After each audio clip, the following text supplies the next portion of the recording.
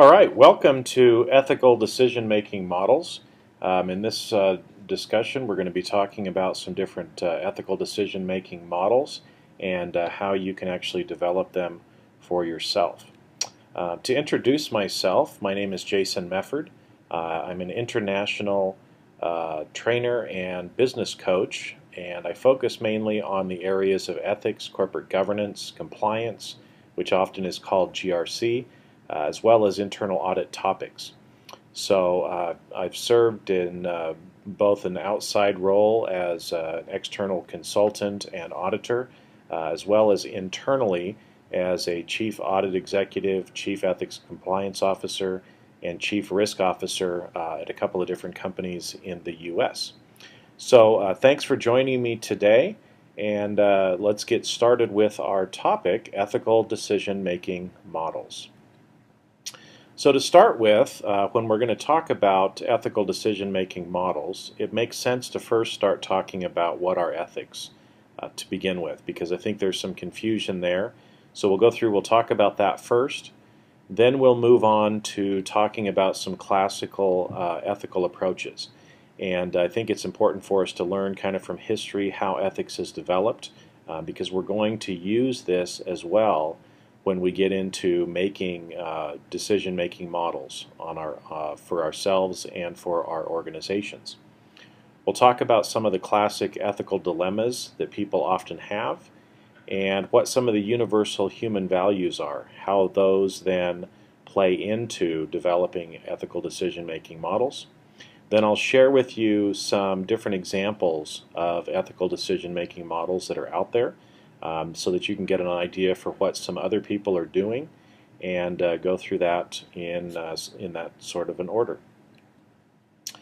So first off, let's talk about what is ethics. Ethics has been defined as rules of behavior based on ideas about what is morally good and bad.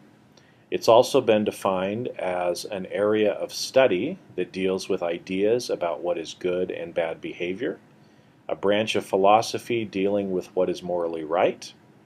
It's also been defined as a set of moral principles, a theory or system of moral values, and lastly, the principles of conduct governing an individual or a group.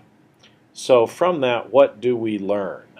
First off, ethics appears to be something that looks between good versus bad, or good versus evil, and right versus wrong, and it includes some sort of system of moral values.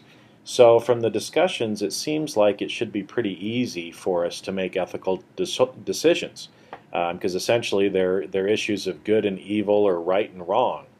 But if it's so easy, then why are we actually here talking about it?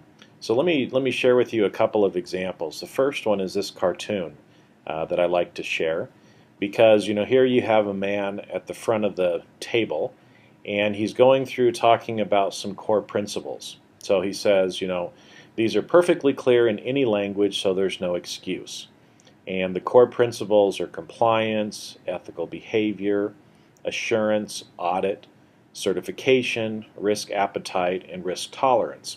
So if they're perfectly clear in any language, so we shouldn't have any excuses as to why people act unethically if they don't understand what compliance actually means, then why do we have codes of ethics and other things like that in organizations? Because obviously these are not clear, because we have people routinely that are out of compliant or that are acting in ways that we would consider to be unethical. So another way to help kind of explain this is a story that I like to share, and it's about some friends of my parents. And their daughter married a man that was from Guatemala, and he grew up in one of the small villages up in the hills of Guatemala. And the interesting thing that they noticed after their daughter and he had gotten married, when they would come over to their house, after they had been there for a little while, they would notice after they left that there were certain things missing from their house. And so they started to identify and see that there was a correlation between when they would come over, shortly thereafter they would notice that things were missing. So they approached their daughter and son-in-law and asked, did you happen to take something? And found something very interesting, that this man, where he grew up, the little village that he grew up in, did not have the concept of property rights that most of the rest of the world had. So the idea was, if you saw something that you liked or you needed, you would take it, and it wasn't considered stealing. For most of us in the rest of the world, we would consider that stealing unless you actually ask permission for it. But for this man, because his perspective and the way that he grew up, to him it wasn't considered stealing. So there was some need for them to kind of educate him on what was appropriate behavior in their house. And I think a lot of times, we see that where individuals come from different backgrounds. We all have different parents, grew up in different parts of the world, speak different languages, have different political and religious views. And so to put all of those things together and have people work together or interact together, often we have to somehow normalize or establish what guidelines are and things that we would expect of people. And that's one of the things why we're talking about ethics.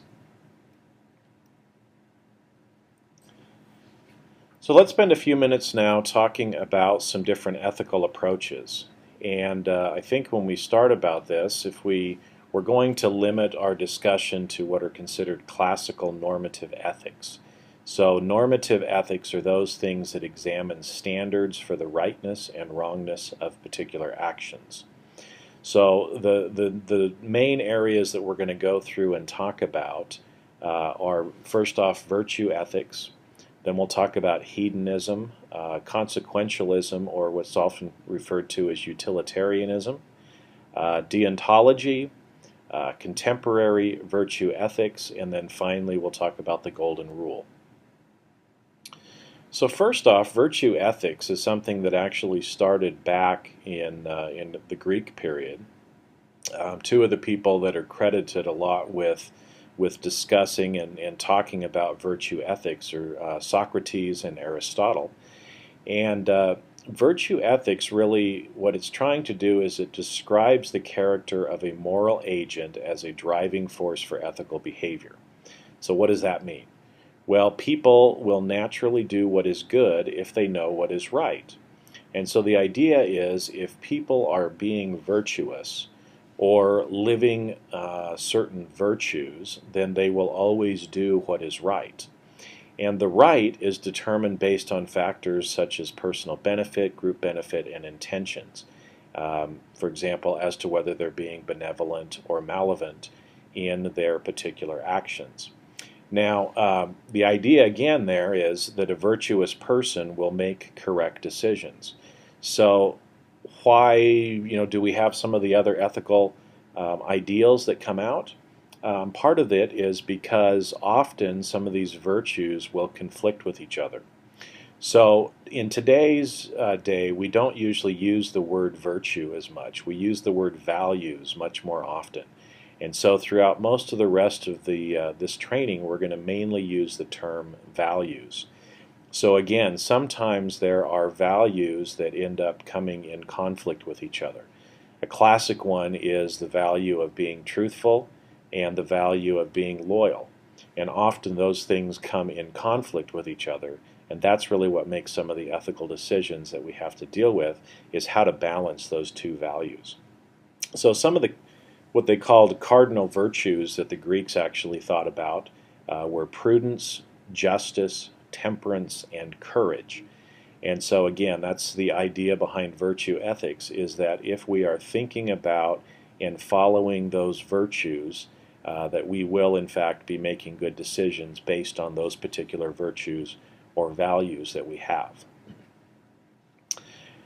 The next area is hedonism. And hedonism is maximizing pleasure and minimizing pain. So Aristippus of Cyrene used to say, "Eat, drink, and be merry, for tomorrow we die." So the classic, overindulgence in the fact that we're here just to pleasure ourselves and to eat, drink, and be merry, for tomorrow we die. So this idea or ethical philosophy would be, trying to do the thing that is going to bring the most pleasure or gratification to us. And that would be the guideline upon which we make our ethical decisions. Now, a little later on, Epicurus believed that, he said, pleasure correctly understood will coincide with virtue. And so he took a little different spin on hedonism, saying that the greatest good was prudence, exercised through moderation and caution. So again, his idea was, to be truly virtuous and to be truly, that we should be considering moderation as we're thinking about gratification and pleasure, and how our decisions would actually have an impact on others, because the impact of others has a way of coming back to us in our gratification or pleasure as well. So that's hedonism, maximizing pleasure while minimizing pain. The next area is consequentialism, or what's often referred to as utilitarianism. And this is where you're talking about it's the greatest happiness of the greatest number that's the measure of right or wrong. So the idea behind this theory is whatever action brings the most happiness or pleasure or goodwill and does the most benefit to the greatest number of people is the decision that you should make. Now, one of the things that utilitarianism discusses is the end, or the means themselves are not as important as the ends. And so the idea that the end justifies the means. Even if what we might do could be considered a bad choice or something that is immoral, the act itself doesn't really matter. What matters more is what the greatest good to the greatest number of people would be in this instance. Some of the philosophers that taught this, Jeremy Bentham and John Stuart Mill, are both famous for supporting and talking about utilitarianism. So the one thing with it is obviously utilitarianism doesn't really consider the rights of the individual, where majority rule is really kind of the philosophy that utilitarianism takes, really without regard to individual rights. Now, the next one to talk about is deontology, and this ethical ideal says that determining goodness or rightness from examining the act or the rules and duties that the person doing the act strove to fulfill. So the idea is it's about what is right or what the rules say you are supposed to do. And so again, here, in this theory, it says an act may be considered right even if the act produces a bad consequence if it follows the rule. Immanuel Kant is actually one who is famous for discussing and advocating deontology. So the idea here is, again, it doesn't really matter what the consequences are. What matters more is following the rules. So an example here would be, a soldier who commits war crimes, but does so because he was ordered to do it.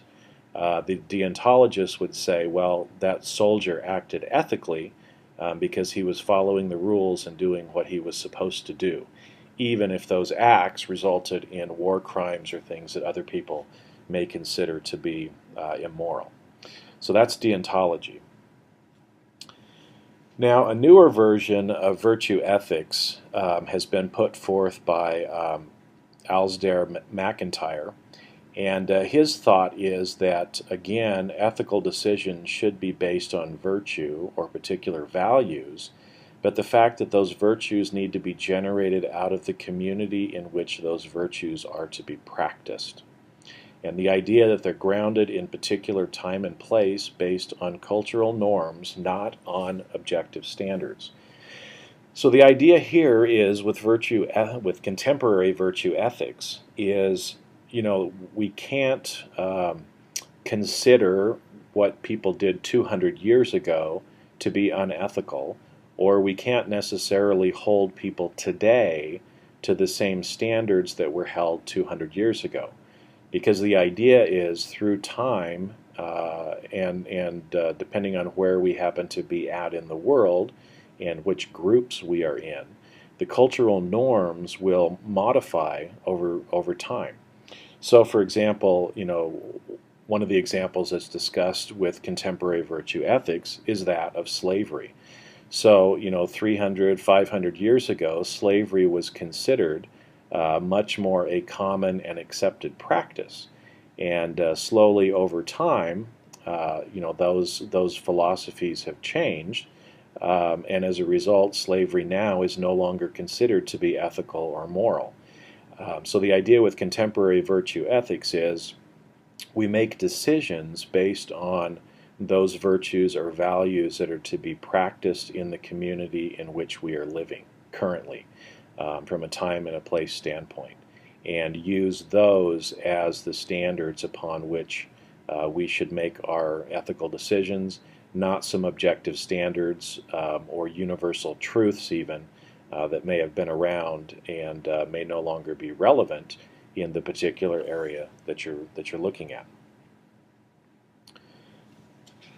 And then the last one for us to consider from some of the classical ethical ideals is what's usually referred to as the golden rule.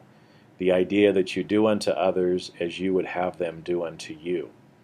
And I've shown on this slide, this concept is actually a belief that has been adopted by pretty much all of the major religions that are out there today. So you can see the wording is slightly different, but the idea is, we should be treating people the way that we would want to be treated.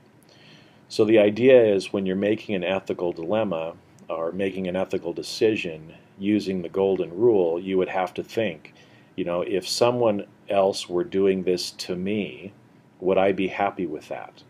And so my decision should be based on not just what might be convenient for me at the time, but what I would consider to be fair or want people to do to me as well. So that's the last one of the classical ethical ideals that we wanted to talk about. And the reason why we went through this is you'll see later, as we're creating ethical decision-making models, it's important to think about some of the different options or different ways in which you might consider or look at some of these ethical dilemmas. And so these classical ethical approaches are things that have been around now for literally several thousand years, and the idea is there's merit to each of them, and yet there is also as well some problems with each of them. And so the idea is, well, how if each one of them is good but yet bad, how can we make better ethical decisions? And that's what we're going to talk about, is how to incorporate some of these classical approaches into an ethical decision-making model that actually works for us in today's life. So I mentioned to begin with that often many ethical dilemmas that we are looking at come down to specific ethical dilemmas that we have to consider. Is something right? Is it wrong? Or does it depend? And most ethical dilemmas that we have to consider, where we are looking usually at conflict between two different values, often those can be broken down and viewed in 4 different classical ethical dilemmas. And we're going to go through and talk about each of these. The first is truth versus loyalty. The second is individual versus group. The third is short-term versus long-term. And the fourth is justice versus mercy. So if we take our first one, truth versus loyalty. Now these are both values, and we're going to talk a little bit later in this course about values and about universal human values. And both of these are values that people have. So the problem is when you have a dilemma where you are there's a conflict between truth and loyalty. So truth obviously means being honest, telling the truth, not lying, being truthful, right? Loyalty means keeping one's word or keeping a loyalty to a friend or an organization or even sometimes to ourselves that sometimes conflicts with truth. So here the example that I have is, I've promised a friend to keep a secret, but now am being directly questioned by someone else. Do I tell the truth or do I stay loyal to the promise I made? So another real-life example that people have had to deal with over the years, we can take the example of slavery again, and we can also take the idea of Nazi Germany. So the first one with slavery or with Nazi Germany, either one, let's say that you are someone who has decided to hide either a runaway slave or a member of the Jewish faith in your home to keep them safe from people that would do them harm. So you have a particular loyalty to your friend or to that person that you are hiding. And you have promised that you won't tell anybody that they're there, that you'll protect them, and that you'll hide them and keep them safe. So if an officer of the law, a policeman or a military person, comes to your door, knocks on your door, and when you open it, asks you a direct question. For example, are you hiding any slaves here? Or are you hiding any Jews in your house? At that point, you have a truth versus loyalty decision. We believe that it's obviously important to be honest, but it's also important to keep our word. And at that point, the person is placed in an ethical dilemma. Am I truthful with the person in the government, the police officer, the military person that I'm supposed to tell the truth to? Or am I loyal and lie to the officer in order to keep my friend safe? So that's the first one of the ethical dilemmas, truth versus loyalty. And we're going to continue to use these and talk about these as we go through the course. The next one is individual versus group. So individual is considering what's in the best interest of the individual themselves, versus group is what's in the best interest for the larger group. And again, often decisions that benefit the individual may not necessarily be good for the group, and those that are good for the group may not necessarily be good for the individual. So the example that I have here, do I allow the individual right of free expression to have a potentially negative impact on work group morale? And so one that you could consider there from a practical example are things like dress codes. So do I allow individuals the freedom to be able to wear, to do, to say what they choose to in the workplace? And some of those things may end up offending other people in the work group or make it difficult for us to do business. Or do I end up doing what I believe is better for the group by creating things like a work dress code, and because of that then require individuals to dress or act or speak in certain ways when they are at the job site. So again, that's kind of a decision between individual versus group. The next one is short-term versus long-term. And here in short-term versus long-term dilemmas, we're considering what is best in the immediate need of the situation versus what might be best in the long term. So the example is, do I make a decision that's the easiest and least painful now, even though I believe in the long run it will cause more problems? So having to balance between short-term gain or benefit versus what's going to be best in the long term.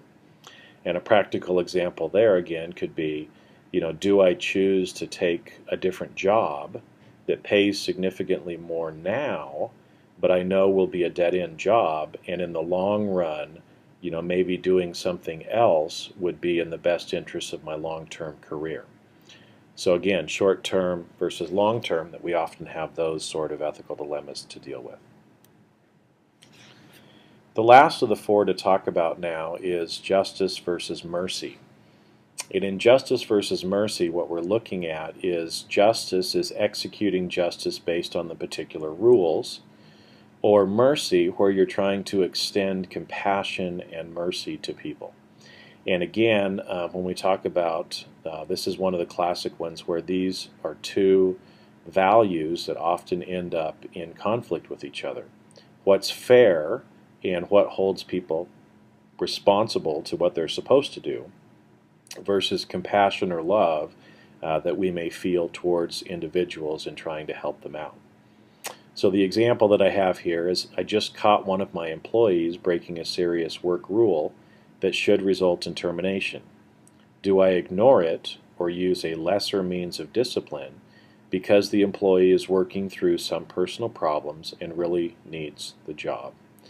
So again, the idea here, if you think back on the deontology theory, that would say I need to follow the rules regardless of whatever other compassion or mercy that I may feel. But often, when we're considering the human aspect to it and the impact, and not only to this person but potentially to other people, do we instead choose to extend some sort of compassion or mercy to people, even though they may not necessarily deserve it? And so again, this is the last of the four ethical dilemmas that we often will see, and are often the four that we are considering or having to to consider, and therefore our ethical decision-making models will have to consider these four, because the reality is most of the decisions that we have to make will affect at least one of these, if not more, of these different dilemmas. So next, let's talk about universal human values, because just as we talked about in the virtue ethics area, values are also important to us in helping us to make good decisions. So over time, there has been a lot of research done with tens of thousands of individuals all over the world, literally, and on trying to determine what some universal human values are. And the 5 universal human values that continue to come out in one form or another, they might use slightly different words depending on where you're at in the world, but they get back to really these 5 principles or values. The first one is honesty, so being truthful and honest in our dealings with other people, telling the truth, and doing things that we know we should do. The second one, responsibility. So the idea is, that there is importance in people accepting responsibility for their behaviors and acting in a responsible manner. The third one relates to respect. And in respect, here we're talking about, respect for other people, respect for life, respect for authority, the idea, that we should be respectful to other people in all the things that we're doing. The fourth one relates to fairness, and this gets back again to people's ideal that I should be treated similar to other people, and if I am not, or that the world should be fair if we're playing the game of life. Often you hear people say, well, that's not fair, and the reason that they say that is because most people believe things should be fair, and that really is a value that people do believe in. And the last one to talk about there is compassion. Now, compassion can also be used, the words love or caring can also be used, but it's the idea that, we have a responsibility to other human beings to be compassionate as much as we can be, and to try to consider their needs as well in some of the decisions and the things that we should be doing or thinking about. So 5 different universal values, and the reason that we're talking about these is, to try to get an idea for what most people actually believe in. Because if we're talking about values of an organization or of a particular group, we need to make sure that the values of that organization or group are not in conflict with these five, because that ends up causing some significant problems with people. But the idea too is, if you think about, well, here's five values that we're talking about, but what about all of these other individual values that are out there? We talked about some of these that are on there, respect, fair, honesty, compassion. What about equity, inclusion, decency, sustainability, transparency, reciprocity, all of these other values that are out there. So how, when we're developing ethical decision-making models, how do we then consider all of those different types of individual values, as well if you think about different business values as well that are out there? Quality, success, openness, accountability, personal growth, quality, teamwork, that are all values that we often see in the workplace. So again, how can we consider the universal, the individual, and the business values, and how should those then work into some of the decision-making models that we'll be talking about? Now, it's important also to think about, it's interesting when you think about organizational culture and values, because really culture is made up of three areas. It's made up of values, beliefs, and behaviors. So what does that mean? Well, I showed you that people have certain values that they believe in. And based on those values, the beliefs that we have about what will happen if we follow those values will lead to our particular behaviors. So, for example, most of us, I said, believe that honesty or truthfulness is important. So why do we lie? If most of us believe that that is, a value that we should live, then why do we all end up telling lies? And the reason for that is the belief that we have about whether we're truthful or not will lead to our particular behavior. So if you've ever, dealt with someone who it's very difficult to tell the truth to, because every time that you're honest in your views of what is going on, that you end up getting punished. The idea is that you will usually not be truthful with those people. You'll tell them what they want to hear, and the reason for that is because if you're honest or truthful with them, that there'll be some punishment that will be coming your way. Now, that's not necessarily being ethical, if we consider the things that we're talking about, but the reality is that's what most people do. And that's why most people, when they make some of those decisions or do some of those things, when people look at it in hindsight, and say, look, that really wasn't a very ethical decision to make, that's really why people do it. And so again, it's not only important to have values, but it's important for people to have the belief of what will happen if they, in fact, follow those values, because that has a direct tie into what the different behaviors are that they will exhibit.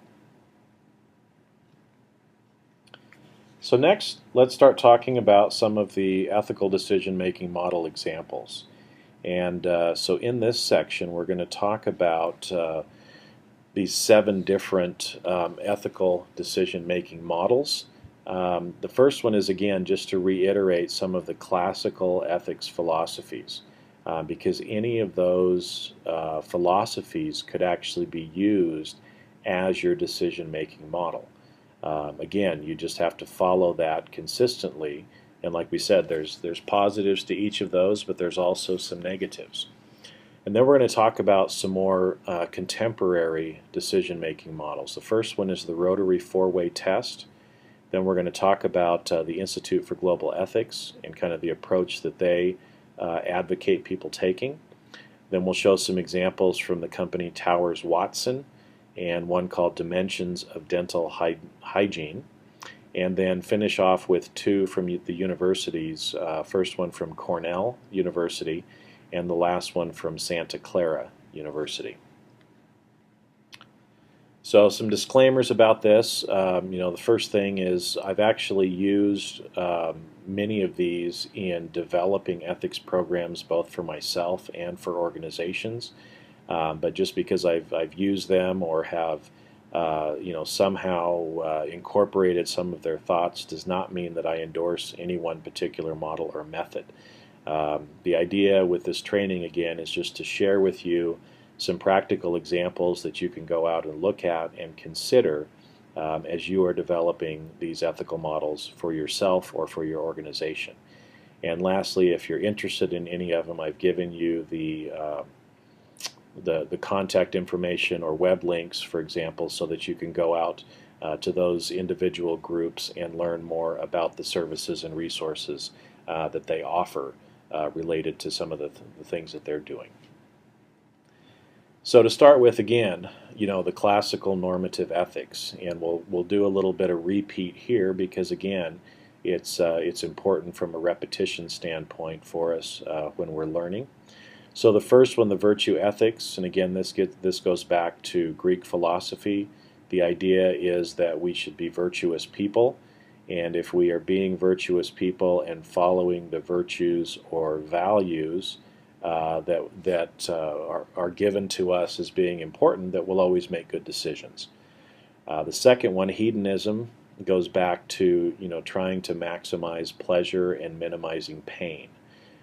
So you would make the decision that would be in your best interest, whatever would provide you with the most benefit or pleasure, or the thing that would be the least painful for you to have to go through. Consequentialism or utilitarianism, that's where you're considering what would be in the best interest of the larger group.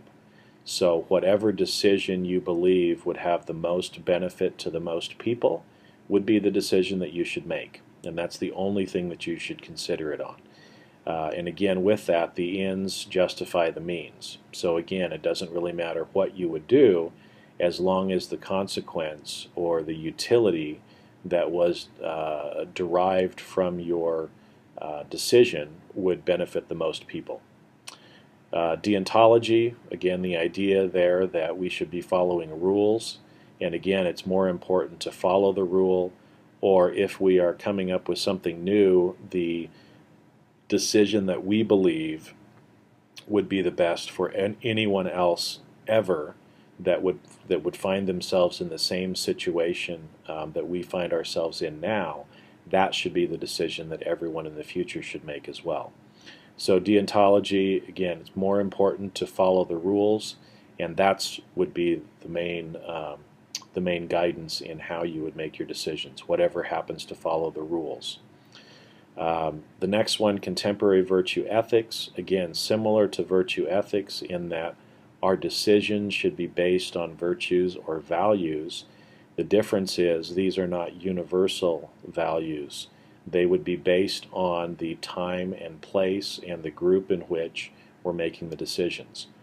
So again, you would consider much more the facts and circumstances around the group in which you are dealing, and would be making your decision based on that instead of any sort of universal truths, for example. And then the last one, again, is the golden rule, which is, do unto others as you would have them do unto you. So the idea is the decisions that we should make, or determining what is ethical, would be whatever we would want someone else to do to us as well. So it considers much more the compassion and individual feelings in there as well. And again, the last of the different classical normative ethics that we have talked about. Now, as we move into talking about some of these other ones, I want to first off start by telling you a story. And this story is about Herbert Taylor and a company called Club Aluminum. So here's a picture of Herbert and a picture of one of the products that Club Aluminum actually manufactured. In fact, I have one of those pots just like that. So let's talk a little bit about Herbert Taylor, what his dilemma was, and how he ended up coming up with, as you see there, he's the author of the four-way test, and how we kind of got to that point. So to begin with, in the 30s, Taylor set out to try to save the Club Aluminum Products distribution company from bankruptcy. It was at the point where, if any of you have seen It's a Wonderful Life with Jimmy Stewart, there's a scene in that after his father passes away where the board has a meeting, and he's getting ready to go off and see the world, and the board calls him in and says, George, we'll continue with the company on one condition, and that is that you run it. If not, then we're going to dissolve it, and that'll be the end of it. Well, a very similar thing to that happened to Herbert Taylor. He was on the board of directors of Club Aluminum, and they were facing bankruptcy. They were having some very serious financial difficulties, and the board talked about it and said, you know what, if you think you can help this company, we'd be willing to let you try. If not, we're going to shut it down. And so at that time, he thought, and believed in himself and thought that there really was a way to fix this company. And, at the time, it was a company of 250 employees. So, he wanted to see and make sure that those people were taken care of. And so he thought about, what he needed to do. And the first thing that he thought about is, we really need to change the ethical climate of the company. And the reason for that, they had been doing a lot of things. Their salespeople had been doing some things that were not really very ethical, that made it difficult for them to have business dealings with their business partners. And so the interesting thing, and one of the reasons why I like bringing this up too, is from an organizational perspective, what he came up with here is really one of the first documented codes of ethics that we have for companies. And so it's interesting, and I love sharing his story because I think it also helps us, from an ethical decision-making standpoint, to see one of the very practical and very widely known and practiced ethical decision-making models that's around in the world. So here's some of the things that Herbert actually said himself. He says the first job was to set policies for the company that would reflect high ethics and morals. If the people who worked for Club Aluminum were to think right, I knew they would do right. What we needed was a simple, easily remembered guide to right conduct, a sort of ethical yardstick, which all of us in the company could memorize and apply to what we thought, said, and did. I searched through many books for the answer to our need, but the right phrases eluded me. So I did what I often do when I have a problem I can't answer for myself. I turned to the one who has all the answers. I leaned over my desk, rested my head in my hands, and prayed. After a few moments, I looked up and reached for a white paper card. Then I wrote down the 24 words that had come to me. And the words were, is it the truth? Is it fair to all concerned? Will it build goodwill and better friendships? Will it be beneficial to all concerned? I called it the four-way test of the things we think, say, or do. So, one of the things that, he did was turn to books, and then he was a man of faith and chose to pray and try to find out what to do, and came up with those 4 areas, which are called the four-way test. Now, the interesting thing about this is they lived happily ever after. This really was a fairy tale sort of an idea. He implemented the four-way test at the company, and they returned very shortly to profitability. In fact, they were also able to pay off all of their debt within 5 years, which at the time was about $400,000. It's about $6.5 to $7 million in today's terms. And they were able to as well pay over $1 million of dividends in the next 15 years, which equates to almost $1 million a year, a little over $1 million a year in today's dollars. The company net worth climbed, over that same period to the approximate of about $30 million of today's money, and they continued on as a company until in 1984 when they were purchased by Regalware Worldwide. So, from the 30s all the way up, into another 50 years before they were purchased and incorporated into Regalware, Club Aluminum continued to be a viable business. And so why am I telling you this story? Because the four-way test that Herbert Taylor developed actually worked its way into becoming the Rotary International four-way test. So Herbert was one of the early members in Chicago, in the Chicago area of Rotary, and I believe was actually the president of Rotary International for a while. And this four-way test that he used at Club Aluminum ended up becoming, or worked its way into becoming really a part of the fabric of Rotary. So Rotary International, an international nonprofit club that does humanitarian type work, and at the local and international level. And if you know anybody who is a Rotarian, or if you've ever attended a Rotary meeting, you'll know that this is really built into everything they do. At the beginning of each of their meetings, they stand up and recite this together so that everybody memorizes it and uses it as an ethical yardstick for how to make good decisions. And so again, the four-way test is it the truth? Is it fair to all concerned? Will it build goodwill and better friendships? And lastly, will it be beneficial to all concerned? So that's the first of some of the contemporary ethical decision-making models that I wanted to talk about, the Rotary four-way test. So now let's go ahead and move on to our next one, which comes from the Institute for Global Ethics. Now, the Institute for Global Ethics really has kind of a four-step approach, if you will.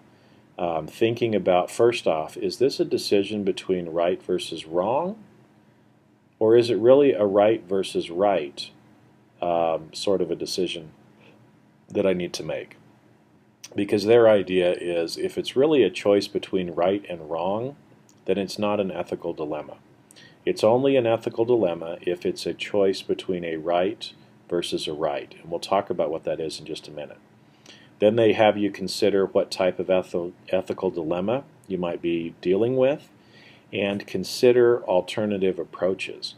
And so we'll go through now and talk a little bit more about what those mean from the Institute of Global Ethics. So the first thing, if you're trying to determine, is this really something that is right versus wrong, or is it a right versus right? Because what happens often is, as humans, we tend to want to rationalize the behavior we would like to do. And so sometimes we find ourselves wanting to make what really ethically is a wrong decision, but we try to rationalize why we should do it instead. And so the idea is, first off, try to ask yourself some different questions like, is it legal? Would I feel guilt-free making the decision? Do I already know what I should do? Do I already know what decision I should make and I just don't want to make it? And if my decision ended up on the front page of a major news periodical or another news media outlet, would I be ashamed of what, if the rest of the world knew the decision that I made, would I really be comfortable making that decision? So, if you've determined that it's not a right versus wrong, instead what you have is a right versus right, then you would kind of move on. And the Institute for Global Ethics talks about a right versus right being an ethical dilemma, and it's a choice between two rights. So if you remember the ethical dilemmas that we talked about to begin with, truth versus loyalty, individual versus group, justice versus mercy, and long-term versus short-term. At that point, you look at that and say, well, both of those things are important. It's important to be truthful, but it's also important to be loyal. And so because of that, those are ethical dilemmas where you're trying to make a choice between two things that really are right. And so this often occurs when you have two core values that come into conflict of some sort. So if you have determined that it is a right versus right decision, then their next step is to consider, which ethical dilemma are you looking at? Is this truth versus loyalty? Is it a short-term versus long-term decision? Is it a justice versus mercy decision? Or is it a self versus community decision? And the idea is trying to identify which of the ethical dilemmas you believe you're dealing with can help you in ascertaining what options you have available. Because again, you're trying to consider and have narrowed it down to really what the dilemma is. And based on that, you can at least come up with some better ideas for how to respond to that. Now, the last one that they talk about is considering alternative approaches. So again, once you've determined that you have this, you know what kind of ethical dilemma you have, then you would kind of walk yourself through and say, for example, if you use virtue ethics, well, what would a virtuous person do, right? If you were talking to Socrates, right, what sort of a decision would Socrates make based on his view of virtue ethics? Same thing if you were, talking about utilitarianism, and you were talking with Jeremy Bentham, and say, which of these decisions would be the greatest good for the greatest number of people? Which one of the options that I'm considering would do the greatest good? From a deontology standpoint, if you were sitting down with Mr. Kant, what's the suitable rule for everybody else to follow in similar situations? If there's no particular rule that you're following, then what do you think the rule should be going forward? And then the last one, if you consider kind of from the religious aspect of the golden rule, do unto others as you would have them do to you, what do you think would be the best choice? And the reason for considering some of the alternative approaches that we'll talk about later is, often when we're making these decisions, we're by ourselves. And it would be nice, to be able to talk to somebody else and get their perspective as well to try to help you make the best decision you can. Often we don't have the time to be able to actually go and talk to different people. And so just even considering these different alternative approaches helps you go through a mental process as if you were actually talking to people that had those philosophical views. So the next model that I wanted to share with you is from Towers Watson. And Towers Watson is an employee benefits, HR consulting, and risk management company. And this is a decision-making model that they have actually posted on their website to help their employees make good decisions. So you see it starts at the top with the first question, which is it legal? That's the first question they want their employees to ask. If the answer is no, it's not legal, then you move directly to don't do it. Okay? So you would not make that decision, you would not do that particular thing.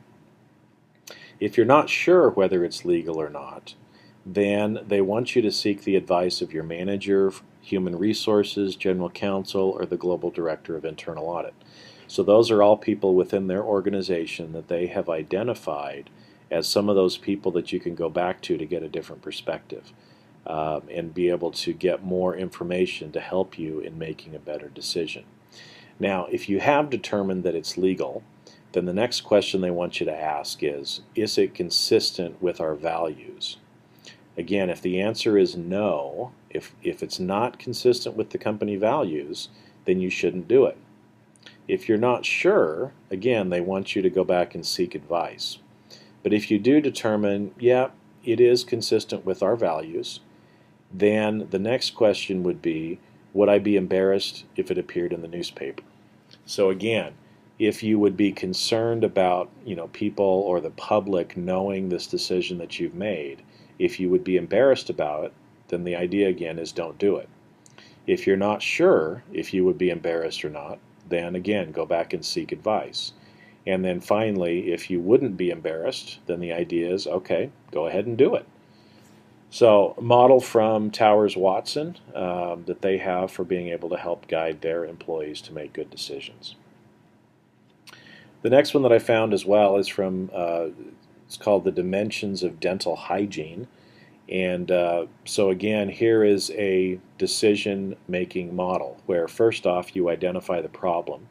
What is the particular problem that I'm looking at? Then you collect information. After you collect information, you state the different options that you have. So what are the different options that you believe you could make? And then you apply ethical principles to the option. So, whatever of the principles, again, that you've been given or told are the ethical principles that you're supposed to follow, would then be applied to those options that would help you to make your decision. And then once you do that, you implement the particular decision. So again, another ethical decision-making model that's accessible for you to be able to see, again, how another group thinks about what would be an appropriate ethical decision-making model. The next one, and these last two are from the universities. First one from Cornell. And here they have a framework that they call the 5 Ps. So it's problem, possibilities, people, principles, and priority. So the idea is, you start at the bottom and kind of work your way up. So what exactly is the ethical issue and what are the relevant facts? So what is it that I'm dealing with and what are the facts and circumstances around it? What's the problem that I have to deal with? The next one is the possibilities. So what are the different alternatives that you have? What are some of the different decisions you could actually make? What are the possibilities? Then you consider people. So who are the stakeholders? And if there's primary or secondary stakeholders, to try to consider all of them. And for each alternative, what are the likely consequences and risks for each of the respective stakeholders? So you've already determined what your alternatives are. Now you're trying to determine what would be the impact of each of those decisions on each of my stakeholder groups. Then you would consider the principles. So what do we owe the various stakeholders? So for example, if there's law or industry standards, professional codes, things like that, or any accepted ethical principles or personal integrity things that you need to be dealing with. So what are the principles that you need to hold yourself to? And again, kind of goes back to some of the values that we've talked about before. And then last one is priority. So which of the alternatives is the most reasonably balances the competing obligations, and which one would be most defensively publicly? So again, it gets back to some of the thoughts of, what would the public think if they were looking at this? And if you're trying to balance some of these different things, which one do you believe actually has the highest priority and is the thing that you really should be looking at the most? So that's from Cornell University. Now, I found this picture, which I think is kind of funny, that says there's no moral compass app. And, especially in today's day with smartphones and iPads and everything else, it seems like we have applications for almost everything and anything that we could want to do. There's compass and calculator and all kinds of different apps that we carry around now on our phones. So why can't we just have an ethical decision-making model application that we can just apply on our phone? Well, in fact, there is such a device that I found. Santa Clara University actually developed Making an Ethical Decision-Making app that's available out on the different application stores, and you can actually download it for free. So I thought that this was actually interesting because if you go through and you look at the way that the app works, they first off ask you to consider the stakeholders. So who are the stakeholders that are going to be affected by this decision that you're making? And then they have you go through 5 different areas or ways of thinking about it. The first one they call utility. In utility, we're talking about what produces the most good and does the least harm. So that really sounds like utilitarianism that we talked about before. The second one relates to rights. So do my actions best respect the rights of all who have a stake? So again, that can kind of go back to some of the issues around respect that we've talked about before, and is similar to some of the things that are in those other decision-making models that we've talked about as well. The third one, related to justice, is does this action treat people equally or proportionately? Does it give each person affected his or her due? So is it something that is fair, that is just, that is equitable to everybody who is involved? So considering the different rights of the stakeholders that you would be looking at. The fourth one talks about common good. So does the action serve the community as a whole, not just some members? So again, that sounds a little bit like our individual versus community discussion that we've talked about before. And then lastly, virtue. And so does this option lead me to act as the sort of person I want to be? And so again, that kind of goes back to some of the other principles we've talked about around virtue and values and doing just what we believe is the right thing. So the interesting thing, you go through this app, you consider the stakeholders and actually put who they are and think about it, and then you rate each of these 5 areas as to, does it produce more good or more harm? And there's a sliding indicator that you can actually use as you go through and assess each of these 5 areas. And then lastly, what you do is you weight the perspectives. So again, kind of like we talked about from a priority perspective, when we were talking about the 5 Ps, is which of the priorities are most important. And so it defaults to 20% for each of them. But the idea is you can determine which of those 5 is most important and split up 100% among the 5 areas, and then you hit calculate and it tells you whether or not that would be a good decision based on the information that you put into the app. So again, kind of I think a little bit of a innovative way of thinking about it and actually incorporating something right into an application. And so again, what I hope you've been able to see is that there's some similarities between each of these, and that's really kind of the next section that we're going to go through now is, so how do you create an ethical decision-making model on your own, considering some of these other things?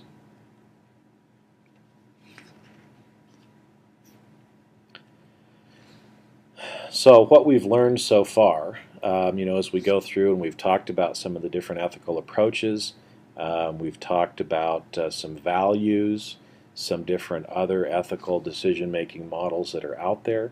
So what are some of the things that we've learned? The first thing is we need to make sure it's an ethical dilemma and not a choice between right and wrong.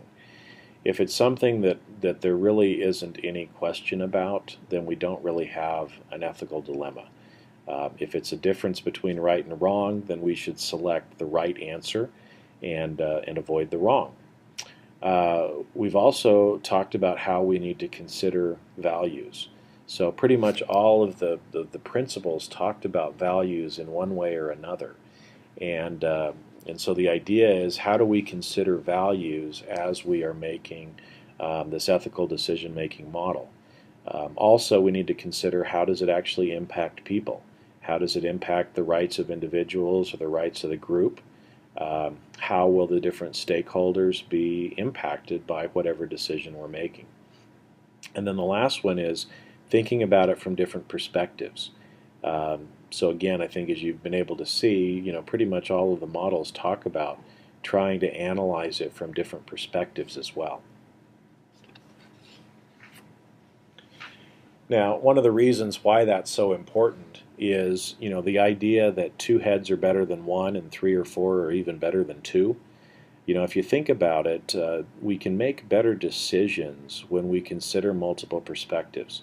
So anytime that you're making a decision, whether it's an ethical decision or any other decision in your life, the more people that you can talk about it with, so that you can gain different perspectives, the better decision you're usually able to make. And that's one of the reasons why it's important when you're considering or developing a decision-making model of your own, that one of the things that needs to be included in there is considering some of these different ethical philosophies or different ways of thinking about how to make ethical decisions. What it does is it in fact helps you, or through this mental process that you go through, pretend as if you're actually talking with people with these different perspectives. because the more that you consider different perspectives and how others might view this or what the impacts might be, the better decision we're actually going to be able to make. So when you're making your own ethical decision-making model, probably one of the first steps needs to be helping people to understand whether it's a right versus wrong decision or if you truly have an ethical dilemma. Because again, just like in the Towers-Watson, they started off with, is it legal? If the answer to that is no, it's not legal, then they consider it a wrong decision and therefore you shouldn't do it, right? The next one, considering universal human values. So we need to consider values in some form or fashion. You know, both the virtue ethics and contemporary virtue ethics are very strong about virtue and values. But again, even like you said, most of these ethical dilemmas that we're talking about are competing interests between two different values. So we need to think about and somehow apply or consider both these universal human values as well as any personal values that you may have or objectives that you may have, and things, you know, from a group or from a company or organization perspective, if you're considering that as well, and how those things as well should enter into the decision-making process. You know, that was the second thing on the Towers-Watson model, was to ask, you know, is it consistent with our values? And again, if the answer is no, then you don't do it. So again, and then also thinking about, you know, determining the type of ethical dilemma that you have. I think sometimes, you know, when we're making these decisions, there's just so much going into it that if we can distill it down to something very simple. And one of the ways of doing that is trying to think about, well, what sort of an ethical dilemma do I really have? And if we can identify, okay, it's a difference between truth and loyalty. Okay, at least now I know what I'm dealing with. I'm dealing with an issue of, do I tell the truth, or am I honest, or am I loyal to someone? It helps you from that point to be able to better identify what your alternatives are, so that you can identify, again, what they are and analyze them from some of these different perspectives. And then lastly is to make sure that you're analyzing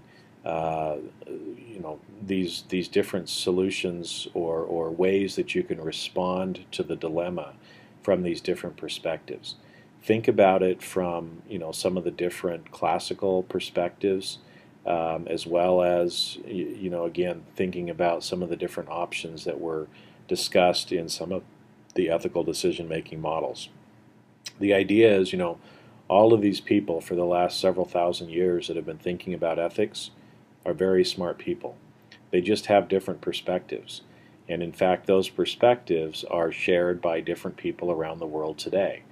And so, again, two heads are better than one, and three or four are better than two. So the more perspectives you can build in, or easy ways of having people understand and think about what the right decision might be, the better decision they're actually going to be able to make. So just to conclude here, you know, we've gone through and talked about the different ethics philosophies that are out there, some of the classical ethical philosophies around virtue ethics, hedonism, consequentialism or utilitarianism, deontology, contemporary virtue ethics, and the golden rule, and talked about how those perspectives can actually help us in determining the right course of action that we should be taking. We also talked about universal values, how there happen to be some universal human values related to honesty, responsibility, respect, fairness, and compassion that we should be considering in trying to make a good ethical decision. We talked about some of the ethical dilemmas, how most of the decisions that we're faced with is usually a choice between truth and loyalty, individual versus group, short-term versus long-term, and justice versus mercy.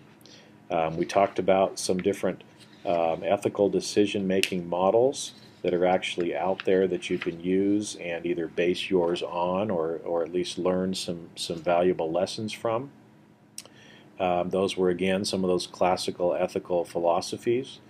We also talked about the Rotary Four-Way Test, the Institute for Global Ethics, Towers-Watson, Dimensions of Dental Hygiene, Cornell University, and then finish it off with the ethical decision-making application that was developed by Santa Clara University. So, and again, the idea now is, you've got information that you can take back to develop your own model. And so you need to consider, first off, is this a right versus wrong decision, or do I truly have a right versus right and an ethical dilemma? If you have an ethical dilemma, try to consider these human values, the universal values, as well as the values that you have or that your organization may have, because those should be built into this. Considering, again, what type of ethical dilemma it is that you're dealing with and what the various options you have to select from. And lastly, trying to analyze things from a different perspective so that, again, you can try to determine which of those options is going to be your best option based on, thinking about what other people might do as well.